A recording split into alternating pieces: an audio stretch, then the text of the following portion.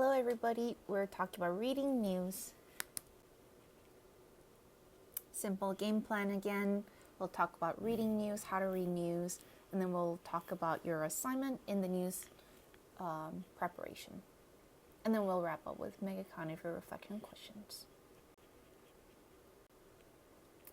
So, some learning outcomes. Ideally, at the end of this class, you'll be able to read health issues in the news with a better understanding of how conclusions are drawn and whether they are credible.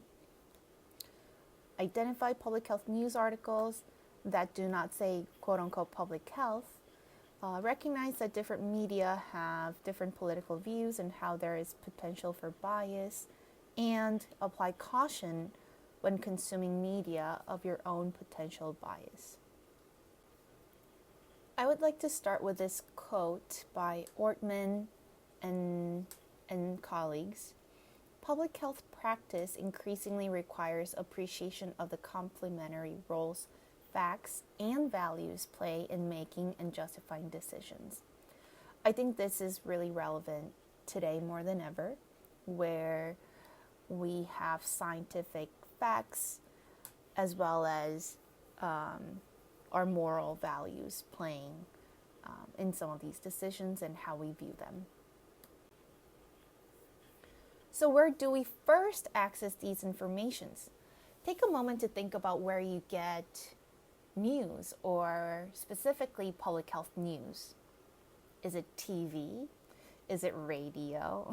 I sound very millennial, but is it online? Do you go into your news media outlets? Or do you go on Instagram? Do you follow somebody? Or do you hear it from a TikTok influencer that you trust? I think there are many options. And I must confess that I do get a lot from Instagram as well. But not like from a random person, but I try and follow the media sources that I like to follow and go from there. Do you remember these issues? If you were to read about these topics, these very politically highly charged topics, do you think you'll get different information from different media outlets? I would think so. I think left-leaning or right-leaning outlets will probably have different narratives around these controversial topics. Let's talk about bias in the media. What is bias? By definition, bias is a systematic distortion or a prejudice against something. So like this picture, this person thinks there is one bad thing and there's like a lot of good things. And they're thinking, why is life so unfair? So that would be a negativity bias. But of course, what we're potentially missing is that one thing, that one small bad thing, is so much more important than all of these other very many good things. So it's hard to say. But in a simplified terms, in like quantitative manner, it would be seeing like one bad thing and thinking that, oh my God, my life sucks, right? And in the media, meaning in all of these various news outlets, they would be having like a bias in their coverage, in their narratives, etc. It's there.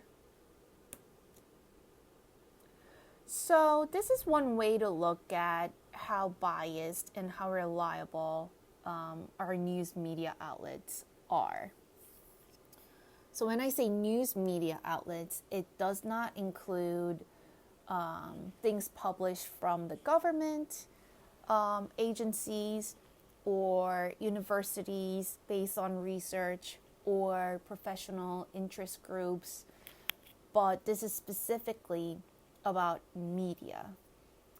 So if you look, there is a green box in the middle where it's like neutral and reporting original facts. And then under that, they're reporting facts. So original fact and fact could be a little bit different.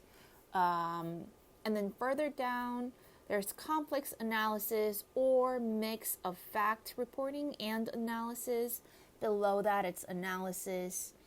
Further down, they have opinion with fair persuasion. So they're providing facts and analysis, but then they have like an agenda to push. They go further down the line, then there's selective or incomplete story, which would fall under unfair persuasion. If you go further down, there's like straight up propaganda containing misleading information. And if you go all the way down, there are some media channels that contain inaccurate and fabricated information. So if you look at these boxes on the graphic, so if you're getting news from the green box or the green rectangle, you would be able to consider them news. If you go down to yellow rectangle, that would be fair interpretation of the news and what's happening in the world. When you go to orange, however, it would be extreme or unfair interpretations of the news. And going further down to red, it's pretty much nonsense, damaging to public discourse. So you would be getting incorrect information, inaccurate information, and sometimes fabricated information. Or like a lot of times fabricated information. So where do you get your news, and where are they in these boxes? I would like to ask you to go on to the front page of Associated Press today, which again is a reliable source, original fact reporting, and neutral. See what articles are about public health. So, how are we supposed to read the news? Here are some guiding questions for you to think about every time you read an article, which is what I do every single time I read any article. 1, what is the main message? 2, what is the source? Is it a credible source? 3, is there a potential bias in reporting? 4, is the story based on science or opinions, and why? And 5, what are the implications of the story for you, for others, or for policymakers? I think this is a funny cartoon that says, "How is your liberal media covering it tonight, dear?"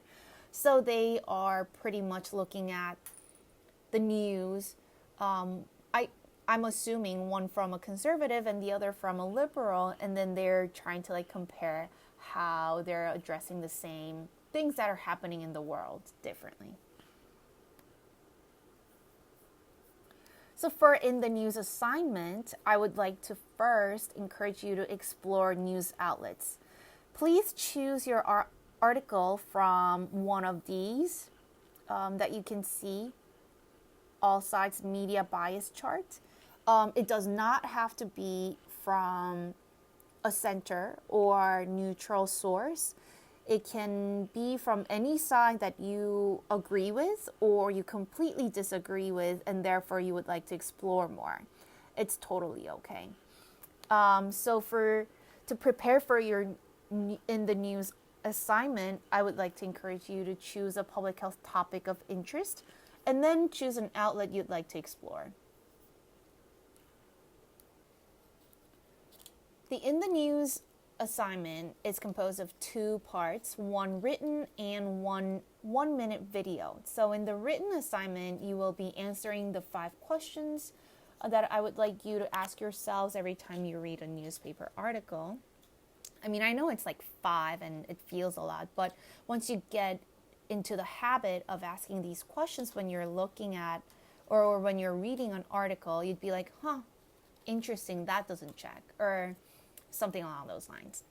In a 1-minute video, I would like you to talk about the article. So in 1 sentence, you can briefly summarize what the article was about, the source and when it was published, and the rest on how you assess the article and how you feel about it.